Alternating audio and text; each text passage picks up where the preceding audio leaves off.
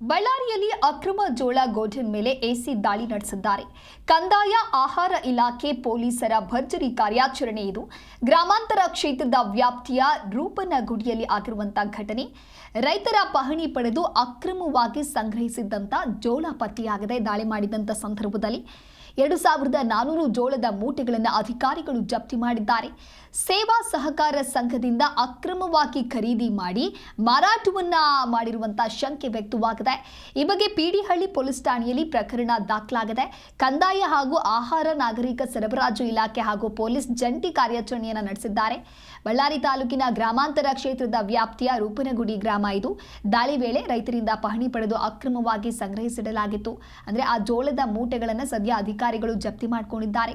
ರೈತರಿಂದ ಪಹಣಿ ಪಡೆದು ಕಡಿಮೆ ಬೆಲೆಗೆ ರೈತರಿಂದ ಕೊಂಡುಕೊಂಡು ಸೇವಾ ಸಹಕಾರ ಸಂಘದ ಮೂಲಕ ಹೆಚ್ಚಿನ ಬೆಂಬಲ ಬೆಲೆಗೆ ಮಾರಾಟವನ್ನು ಮಾಡ್ತಾ ಇದ್ದಂತಹ ದೊಡ್ಡ ಜಾಲ ಇದು.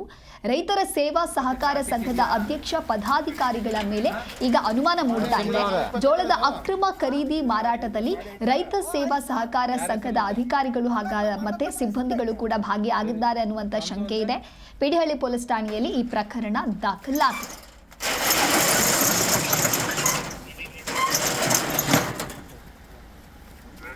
ಚೀಲ ಇದಾವೆ 300 ಚೀಲ 300 ಚೀಲ 300 ಚೀಲ ಎಷ್ಟು ಒಂದು ಚೀಲ